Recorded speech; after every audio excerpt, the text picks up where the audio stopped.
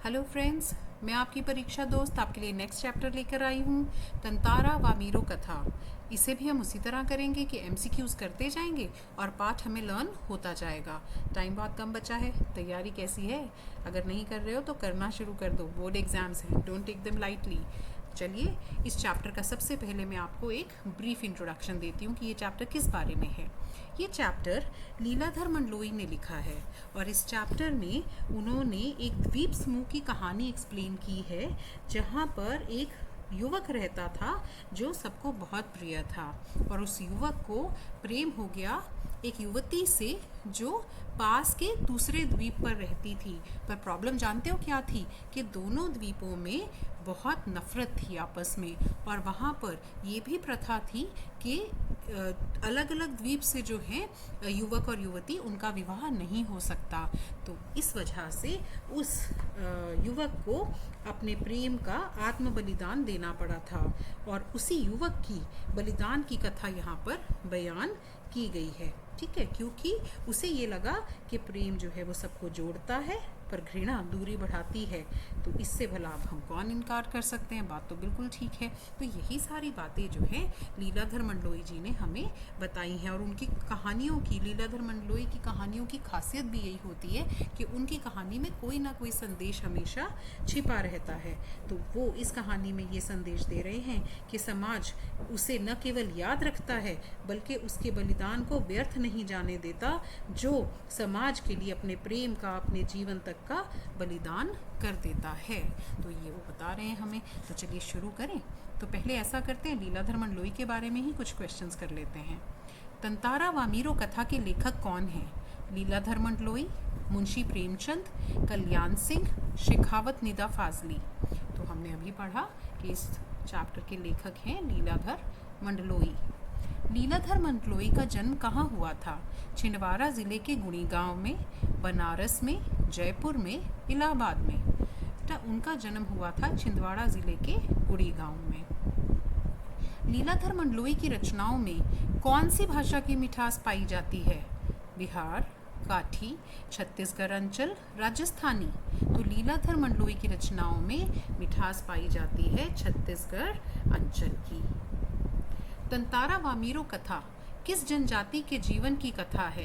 अंडमान निकोबार द्वीप समूह, लक्षद्वीप, श्रीलंका, उपरोक्त में से कोई नहीं। तो बेटा अभी हमने पढ़ा कि एक द्वीप समूह की कथा है, और कौन से द्वीप समूह की? अंडमान निकोबार। ठीक है।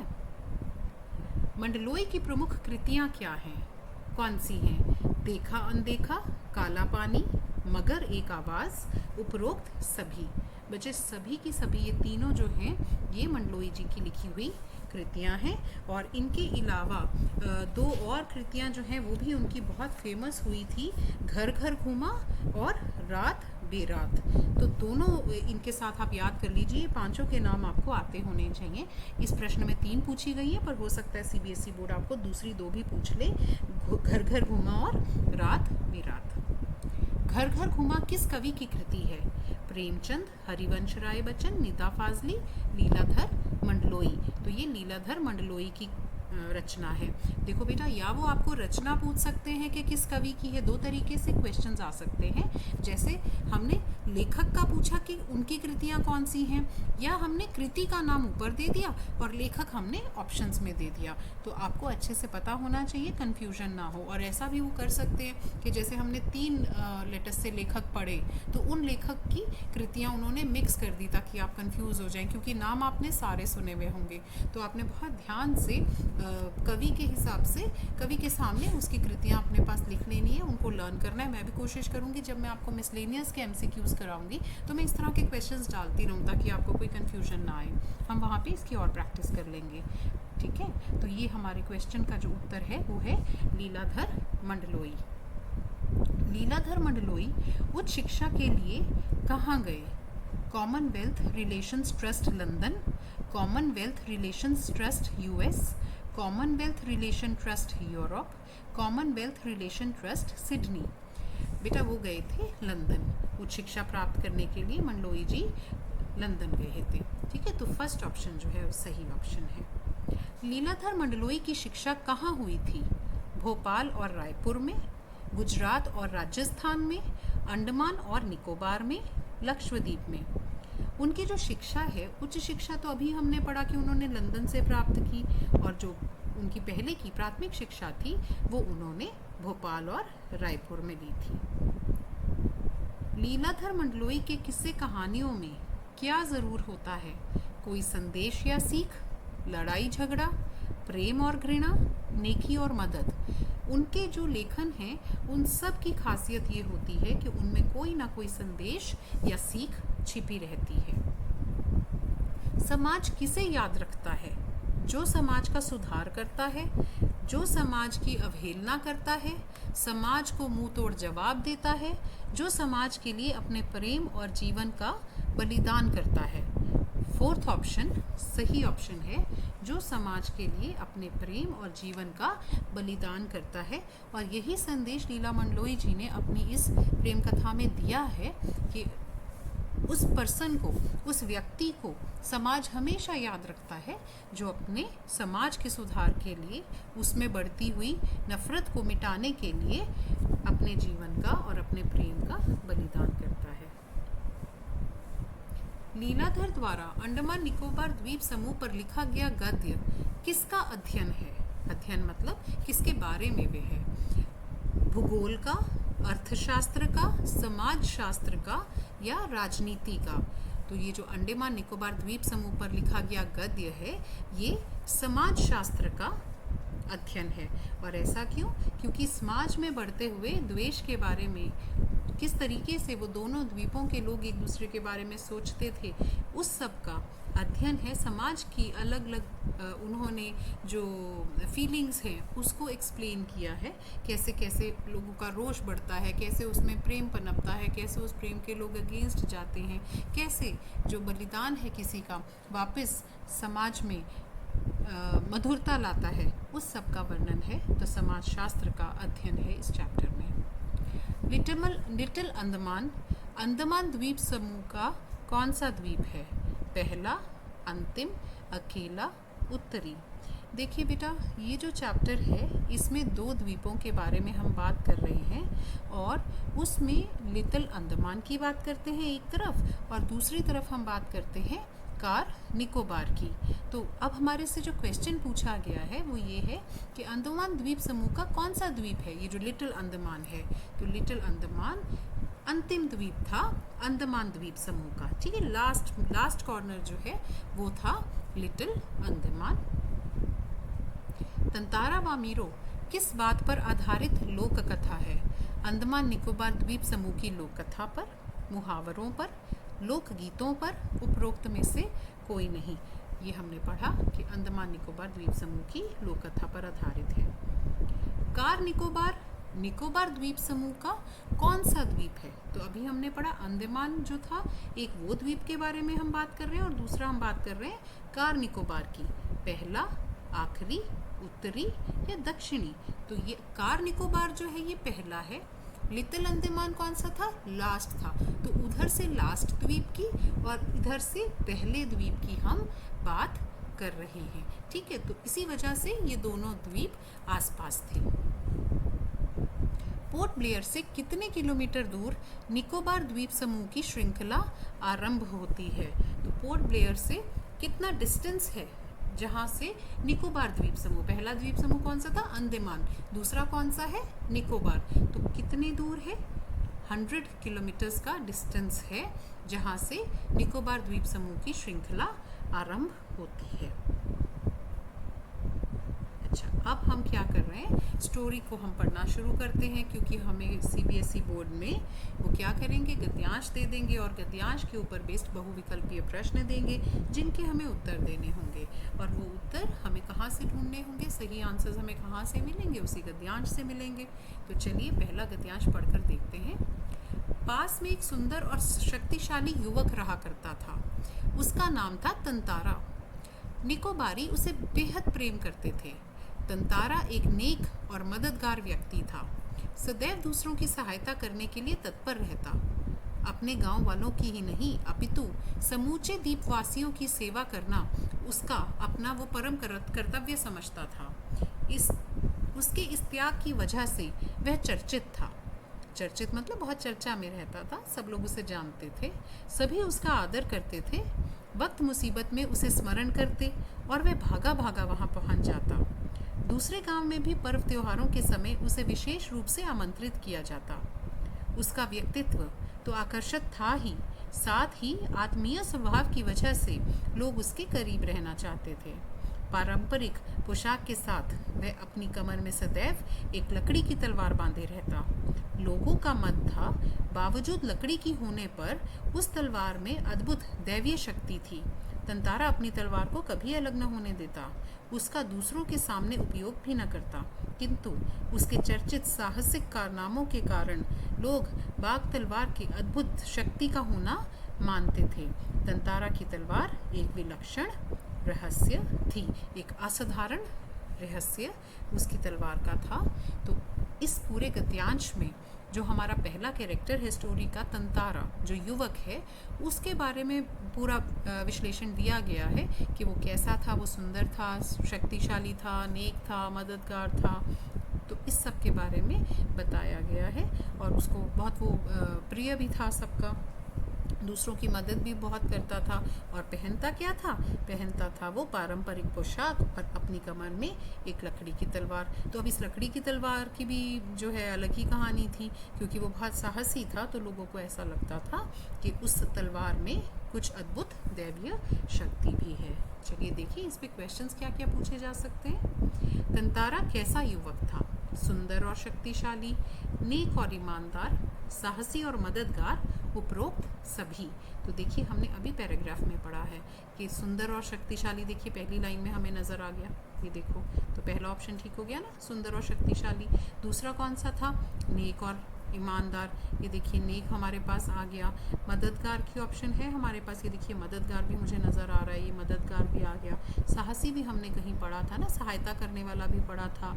और हाँ, साहसिक की तो हम ये भी बात कर रहे हैं यहाँ पे, ठीक है। तो साहसिक वाला ऑप्शन भी हमारा ठीक आ रहा है, मददगार भी हमने पढ़ लिया। इसका मतलब उपरोक्त सभी इसका सही उत्तर है। तो वो सुंदर और शक्तिशाली था, नेक और ईमानदार था, साहसी और मददगार था। ठीक है बेटा। गांव वाले तंतारा को बेहद प्रेम करते थे, गांव से निकालना चाहते थे, तंतारा से बात नहीं करते थे। उपरोक्त सभी वे उसे बेहद प्रेम करते थे। ठीक है। तंतारा अपनी कमर में हमेशा कौन सी तलवार बांधे रहता था? लकड़ी की, लोहे की, सोने की, पत्थर की? तंतारा अपनी पारंपरिक पोशाक के साथ हमेशा लकड़ी की तलवार पहने रहता था। ठीक है बेटा। गांव वालों का तलवार को लेकर क्या मानना था? उसमें अद्भुत दैवीय शक्ति है, किसी देवता की तलवार है, तलवार को आशीर्वाद प्राप्त है, तलवार मायावी है। नहीं, उनको लगता था कि उसमें कोई अद्भुत दैवीय शक्ति है। और ये उत्तर भी हमें गद्यांश में से ही मिला है। दूसरे गांव के लोग भी तंतारा को विशेष रूप से क्यों आमंत्रित किया करते थे? मुसीबत में सबकी मदद करता था, सबकी सेवा करता था, उसका स्वभाव अच्छा था। उपरोक्त सभी। जब भी ऐसे क्वेश्चंस आएंगे तो हमें बहुत ध्यान से वापस अपने गद्यांश को पढ़ना है और वहाँ से देखना है कि उसे क्यों आमंत्रित किया जाता था। क्योंकि वह क्या करता था? मुसीबत के समय हमेशा भागा भागा पहुँच जाता था। उसका व्यक्तित्व आकर्षक था और साथ में ही वह आत्मीय स्वभाव की वजह से भी लोग उसके करीब रहना चाहते थे। तो इसका मतलब दुख सुख में साथ देने वाला भी था, अच्छी नेचर का भी था। तो इस वजह से लोग हमेशा उसके साथ रहना चाहते थे, उसे बुलाया करते थे। तो देखिए हमारा कौन सा ऑप्शन सही आएगा, उसको चेक कर लेते हैं कि 20th क्वेश्चन था ना हमारा। हाँ देखिए, मुसीबत में मदद करता था, बिल्कुल ठीक है। सबकी सेवा करता था, यस करता था। उसका स्वभाव अच्छा था, बिल्कुल आत्मीय स्वभाव का वो इंसान था, इसलिए सब लोग उसको विशेष रूप से आमंत्रित किया करते थे। तो उपरोक्त सभी बन जाएगा इसका आंसर। ठीक है बच्चे। तंतारा की तलवार का रहस्य कैसा था? विलक्षण, आकर्षक, चर्चित, शब्दहीन। तो कैसा था? हमने अभी पढ़ा ये वर्ड विलक्षण। विलक्षण मतलब असाधारण, कि वो तलवार सबको असाधारण तलवार लगती थी और सबको लगता था कि उसमें कोई दैवीय शक्ति है। आत्मीय स्वभाव का क्या अर्थ है? अपनापन रखने वाला, परमात्मा में लीन, आत्मविश्वास वाला, उपरोक्त में से कोई नहीं। आत्मीय स्वभाव का मतलब होता है वो व्यक्ति, आत्मीय स्वभाव वाला व्यक्ति मतलब वो व्यक्ति जो सबके साथ बहुत अपनापन रखता है। ठीक है, तो तभी उन्होंने कहा कि तंतारा आत्मीय स्वभाव का व्यक्ति था, तो सब लोग उसके पास रहना चाहते थे। तंतारा कमर पर क्या बांधे रहता था? धनुष, माला, चाबुक या तलवार? तो अभी हमने पढ़ा वह लकड़ी की तलवार अपनी कमर पर हमेशा बांधे रहता था। तंतारा और वामीरो की कथा कहाँ सुनाई जाती है? अंडमान में, अंडमान निकोबार में या अंडमान निकोबार के हर घर में? ये कहानी अंडमान निकोबार के हर घर में सुनाई जाती है। और ये कहाँ लिखा है कि वो अंडमान निकोबार के हर घर में सुनाई जाती है? लेखक ने अपने लास्ट पैराग्राफ में बिल्कुल क्लियरली लिखा है कि आज न तंतारा है न वामीरो, किंतु उनकी यह प्रेम कथा घर घर में सुनाई जाती है। ठीक है, और वहाँ पे क्या ये बात की जाती है? चलिए वो मैं एक छोटा सा पैराग्राफ भी आपको यहीं के यहीं बता दूं। निकोबारियों का मत है कि तंतारा की तलवार से कार निकोबार के जो 2 टुकड़े हुए उसमें दूसरा लिटिल अंडमान है, जो कार निकोबार से आज 96 किलोमीटर की दूरी पर स्थित है। निकोबारी इस घटना के बाद दूसरे गाँव में से भी आपसी वैवाहिक संबंध करने लगे। तंतारा वामीरो की त्यागमयी मृत्यु शायद इसी सुखद परिवर्तन के लिए थी। तो बेटा आज हम जो बात 2 द्वीपों की कर रहे हैं, लोगों का मत ये है कि ये कहानी, ये घटना होने से पहले ये दोनों द्वीप एक ही थे। इस कहानी के बाद, इस कहानी के क्लाइमैक्स में, एंड में जाके ये दोनों जो द्वीप हैं वो विभाजित हो गए थे। एक बन गया था लिटिल अंडमान और दूसरा बन गया था कार निकोबार। ठीक है बेटा, और इनमें डिस्टेंस कितना है दोनों में? आज 96 किलोमीटर्स की इनके बीच में दूरी है, लिटिल अंडमान में भी और कार निकोबार में। ठीक है बच्चे, तो ये कहानी जो है अंडमान निकोबार के हर घर में सुनाई जाती है। लोक कथा किसे कहते हैं? लोगों की कथा, जन समाज में प्रचलित कथा, रहस्यमयी कथा या साहसिक कथा? बेटे जन समाज में जो प्रचलित हो जाती है, हर पर्सन की ज़ुबान पे जो होती है, ठीक है, वो जो है कथा जो जन समाज में प्रचलित हो जाती है उसे लोक कथा कहा जाता है। तो अभी इन क्वेश्चंस में हमने, यहाँ तक के क्वेश्चंस में हमने कुछ बातें पहले लेखक के बारे में पढ़ी, उसके बाद हमने थोड़ी सी कहानी आगे बढ़ाई और कहानी में हमने मेजरली जो कहानी का मेन कैरेक्टर है तंतारा, उसके बारे में हमने जानकारी ली कि वो कैसा व्यक्ति था और गांव में जो उसकी पोजीशन थी वो कैसी थी, क्या थी। आपको अगर मेरे क्वेश्चंस अच्छे लग रहे हो, आपको स्टोरी सुनने में मज़ा आ रहा हो, मेरा पढ़ाने का तरीका आपको ठीक लग रहा हो, तो एक लाइक तो बनता है ना। और प्लीज़ शेयर करिए, नॉलेज हमेशा बांटने से बढ़ती है। खुशी मिलेगी आपको अगर आपके फ्रेंड्स कहते हैं कि अरे यार कुछ अच्छा शेयर किया, मेरे एग्ज़ाम्स की प्रिपरेशन अच्छी हो गई। तो अगर अच्छा लग रहा हो तो शेयर भी ज़रूर कर दो फ्रेंड्स के साथ। Thank you so much. तो चलो आगे चलें, क्वेश्चंस करते हैं। अगला गद्यांश पढ़ें। एक शाम तंतारा दिन भर के अथक परिश्रम के बाद समुद्र किनारे टहलने निकल पड़ा। सूरज समुद्र से लगे क्षितिज तले डूबने को था। समुद्र से ठंडी बयारें आ रही थी। पक्षियों की सायकालीन चहचहाटें शनि शनि क्षीण होने को थी। उसका मन शांत था। विचार मग्न तंतारा समुद्री बालू पर बैठकर सूरज की अंतिम रंग बिरंगी किरणों को समुद्र पर निहारने लगा। तभी कहीं पास से उसे एक मधुर गीत गूंजता सुनाई दिया। गीत मानो बहता हुआ सा उसकी तरफ आ रहा था। बीच बीच में लहरों का संगीत सुनाई देता। गायन इतना प्रभावी था कि वह अपनी सुध-बुध खोने लगा।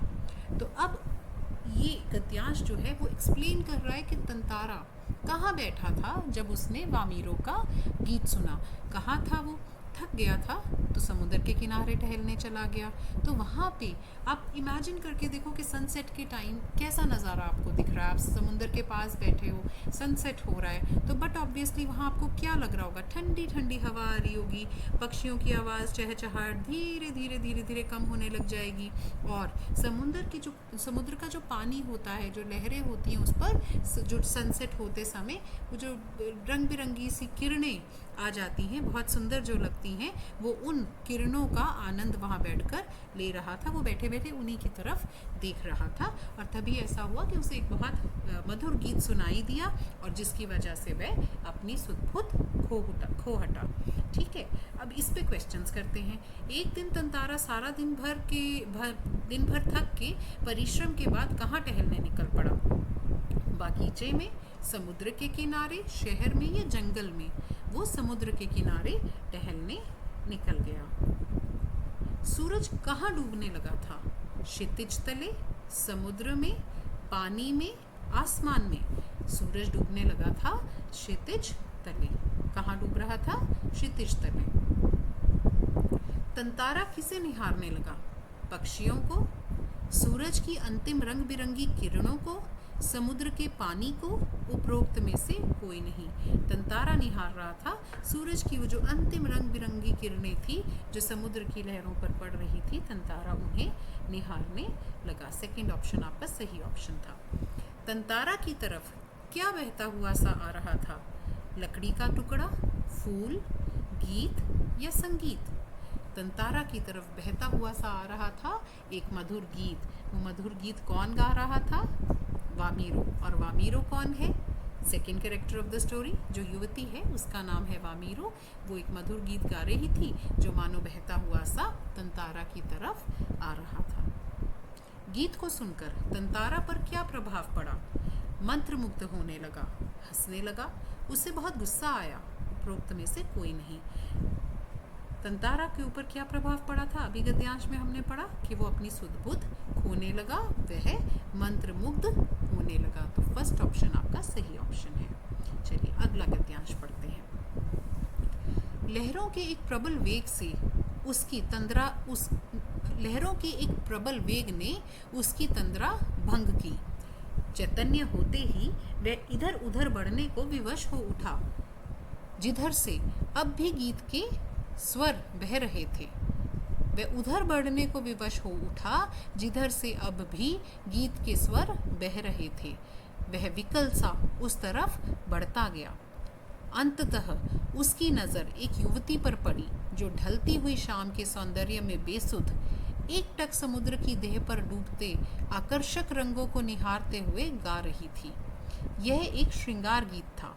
उसे ज्ञात ही न हो सका कि कोई अजनबी युवक उसे निशब्द ताके जा रहा है। एकाएक एक ऊंची लहर उठी और उसे भिगो गई। वह हड़बड़ाहट में अपना गाना भूल गई। इसके पहले कि वह सामान्य हो पाती, उसने अपने कानों में गूंजती गंभीर आकर्षक आवाज़ सुनी। तो देखिए अब क्या हुआ। वामीरो गीत गा रही थी। कौन सा गीत गा रही थी? श्रृंगार गीत गा रही थी। किसे देखते हुए गा रही थी? बेसुध होकर, शाम के सौंदर्य में बेसुध होकर एक टक समुद्र पे जो वो रंग थे उनको निहारते हुए वो गा रही थी। तो ये सब जब वो कर रही थी तो एकदम अचानक से एक लहर आई तो वो हड़बड़ाहट में गाना भूल गई।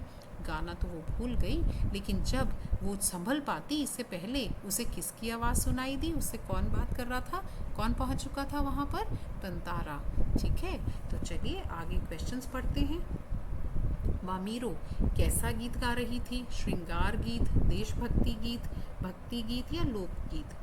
वामीरो श्रृंगार गीत गा रही थी। अभी हमने पढ़ा है बेटा, श्रृंगार गीत था जो वामीरो गा रही थी। वामीरो हड़बड़ाहट में गाना क्यों भूल गई? समुद्र से ऊंची लहर उठी और उसे भिगो गई। वह अचानक गीत भूल गई। वह थक गई थी। उपरोक्त में से कोई नहीं। हमने अभी पढ़ा कि वो बहुत अपना बेसुध होकर गीत गा रही थी। शाम के सौंदर्य में बेसुध होकर वो गीत गा रही थी, पर जैसे ही एक समुद्र से ऊंची लहर उठी और उसे भिगो गई तो वो हड़बड़ाहट में गाना उसका बीच में ही छूट गया। वामीरो किसे देखकर गीत गा रही थी? सौंदर्य में बेसुध होकर, समुद्र को देखते हुए, आकर्षक रंगों को निहारते हुए, उपरोक्त सभी। बेटा उपरोक्त सभी इसका सही उत्तर है। हमने अभी पूरी लाइन पढ़ी थी कि वामीरो बेसुध होकर समुद्र में आकर्षित रंगों को निहारते हुए श्रृंगार गीत गा रही थी। आगे पढ़ते हैं। तो ठीक है, अभी तक हम कहाँ पहुँचे? हमने तंतारा के बारे में पढ़ा, वामीरो की लोकेशन समझी कि वो कहाँ थी, हमने ये समझा कि वो क्या कर रही थी और कैसे उसका गाना बीच में रह गया। तो अब स्टोरी को आगे बढ़ाते हैं अगले गद्यांश में। तुमने एकाएक इतना मधुर गाना अधूरा क्यों छोड़ दिया? तंतारा ने विनम्रतापूर्वक कहा। अपने सामने एक सुंदर युवक को देखकर वह विस्मित हुई। उसके भीतर किसी कोमल भावना का संचार हुआ, किंतु अपने को संयत कर उसने बेरुखी के साथ जवाब दिया, पहले बताओ तुम कौन हो? इस तरह मुझे घूरने और इस असंगत प्रश्न का कारण? अपने गांव के अलावा किसी भी और गांव के युवक के प्रश्नों का उत्तर देने को मैं बाध्य नहीं, यह तुम भी जानते हो। तंतारा मानो सुध-बुध खोए हुए था। जवाब देने के स्थान पर उसने पुनः अपना प्रश्न दोहराया, तुमने गाना क्यों रोक दिया? गाओ, गीत पूरा करो। सचमुच तुमने बहुत सुरीला कंठ पाया है। यह तो मेरे प्रश्न का उत्तर ना हुआ, युवती ने कहा। सच बताओ तुम कौन हो? लपाती गांव में तो तुम्हें कभी नहीं देखा। तंतारा मानो सम्मोहित था। तो अब यहाँ क्या हो रहा है कि वामीरो जो है उससे क्वेश्चन किया तंतारा ने कि तुमने क्यों अधूरा छोड़ दिया अपना मधुर गीत जो है, तुमने अधूरा क्यों छोड़ दिया? तो तंतारा वामीरो ये कह रही है कि वो बाउंड नहीं है कि वो उसे आंसर दे, क्योंकि वो उसके गांव का युवक नहीं है और किसी भी और गांव के किसी युवक के प्रश्नों का उत्तर देने के लिए शी इज़ नॉट बाउंड।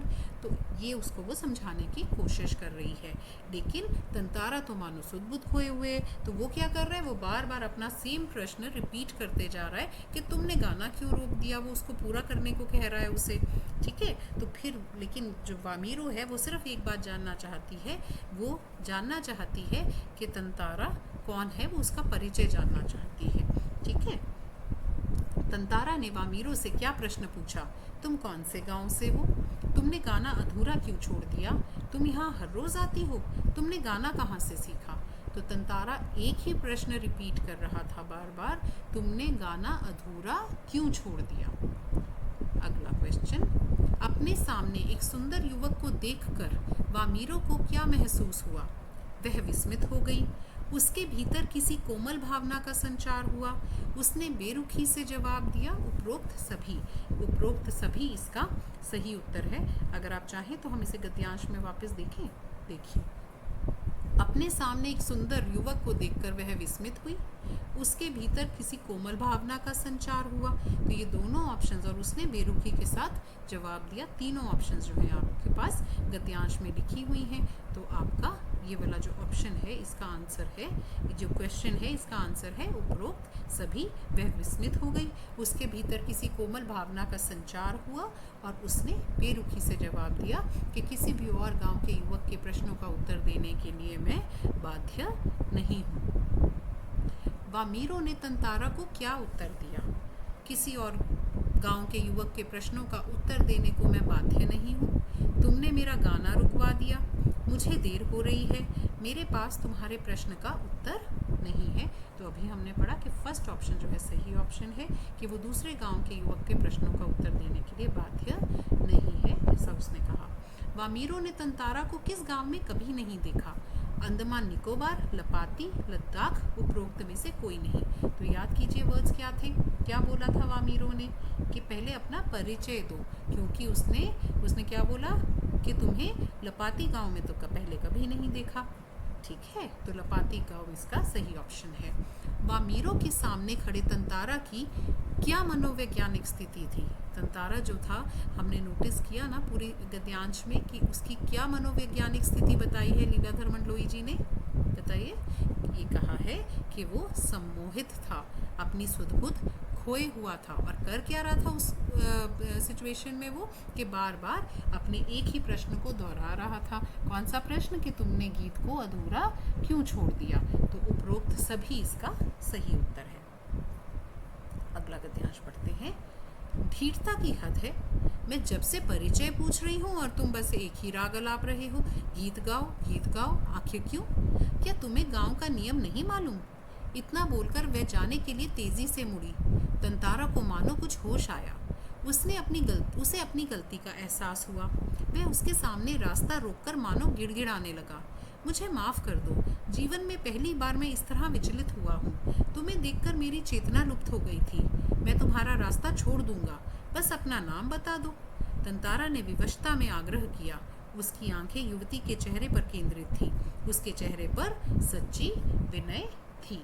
ठीक है, तो अब क्या हो रहा है कि वो तो इरिटेट हो रही है वामीरो, क्योंकि वो अपना परिचय नहीं बता रहा है, सुध-बुध खोए हुए है, बार बार एक ही क्वेश्चन को रिपीट कर रहा है, और तंतारा को, वामीरो को ये लग रहा है कि पहले मुझे अपना परिचय दो। She is feeling irritated. ठीक है, तो अब वो क्या कहती है, वो मुड़ती है वापस जाने के लिए। जब वो मुड़ती है और तंतारा को होश आता है तो वो रियलाइज़ करता है कि उससे गलती हो रही थी, तो वो उसका रास्ता रोकता है, उसके सामने गिड़गिड़ाता है, माफ़ी मांगता है, उसे एक्सप्लेन करता है कि मेरे साथ ये पहली बार हुआ है और तुम्हें देखकर मेरी चेतना लुप्त हो गई थी, इसलिए ये सब हो रहा है, और मैं अदरवाइज़ तुम्हें परेशान नहीं करना चाहता हूँ, तुम्हारा रास्ता भी जो है वो मैं छोड़ दूँगा, बस मुझे तुम अपना नाम बता दो।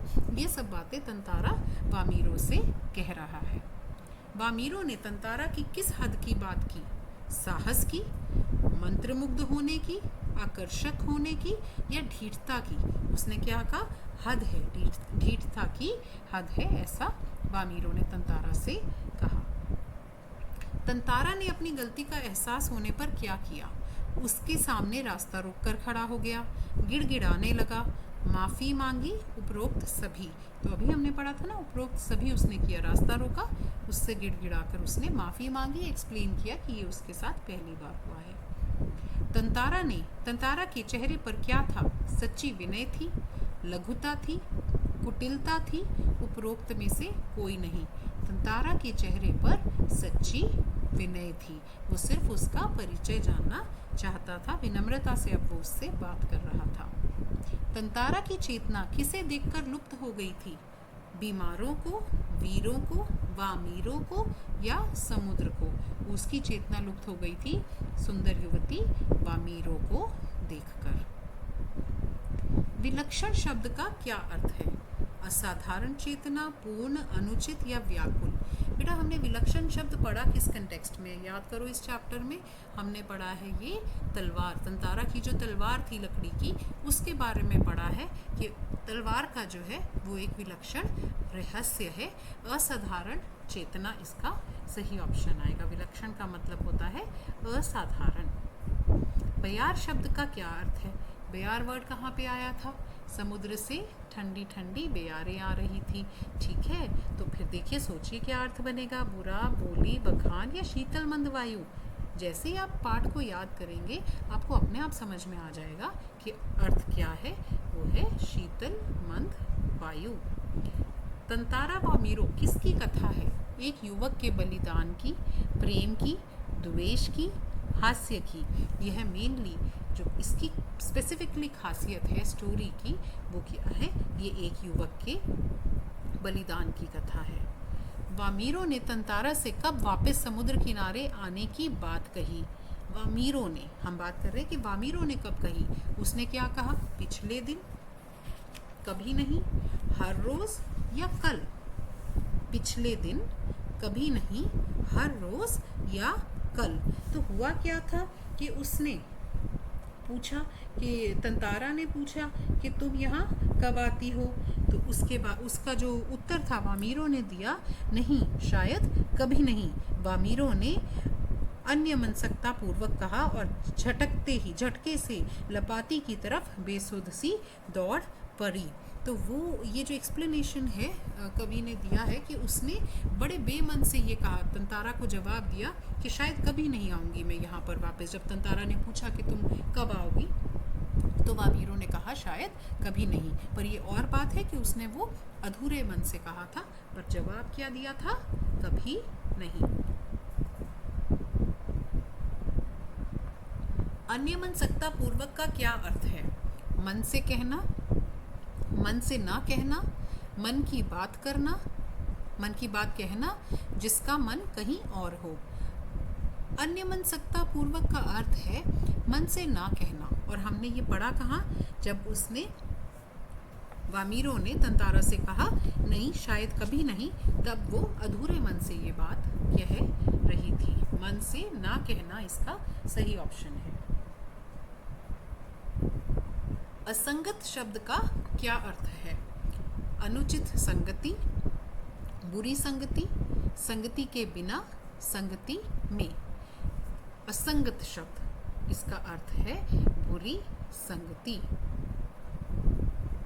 सम्मोहित शब्द का क्या अर्थ है? मन मोह लेने वाला, सम्मान करना, हित की बातें करना, मोहित करना। जो मन को मोह ले उसे कहा जाता है सम्मोहित। मन मोह लेने वाला सम्मोहित शब्द का अर्थ है। झुंझलाना शब्द का क्या अर्थ है? झूला झुलाना, झूले लेना, झूला लेना, चिढ़ना। क्या अर्थ है? चिढ़ना।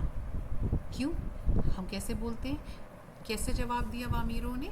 उसने झुंझला कर जवाब दिया, उसने चिढ़ कर जवाब दिया। क्यों वो झुंझलाई? क्योंकि बार बार तंतारा उससे एक ही प्रश्न रिपीट किए जा रहा था कि उसने अपना गीत अधूरा क्यों छोड़ा। तो चलिए फर्स्ट 50 क्वेश्चंस में हम यहाँ तक कहानी को लेकर आए हैं कि तंतारा कौन था, वामीरो कौन था, लेखक के बारे में हमने कुछ बातें पढ़ी और फिर हमने देखा कि तंतारा और वामीरो कहाँ पर मिले, कैसे उनकी पहली मुलाकात हुई और कहाँ तक उन्होंने एक दूसरे से बात की कि उन्होंने सिर्फ एक दूसरे को अपना नाम बताया और वहाँ से फिर वामीरो एकदम झटके से लपाती की तरफ बेसुध सी दौड़ पड़ी। पीछे तंतारा के वाक्य गूंज रहे थे, वामीरो मेरा नाम तंतारा है, कल मैं इसी चट्टान पर प्रतीक्षा करूंगा, तुम्हारी बाट जो होगा ज़रूर आना। और वामीरो नहीं रुकी, भागती ही गई। तंतारा उसे जाते हुए निहारता रहा। तो देखेंगे कि कल क्या होता है, पर यहाँ पे इंटरवल टाइम है। ठीक है, तो फर्स्ट 50 क्वेश्चंस हो गए हैं, अच्छे से इन्हें रिवाइज करिएगा और मेरे चैनल को प्लीज़ सब्सक्राइब ज़रूर करिएगा। Thank you so very much. God bless you बच्चे, टेक केयर।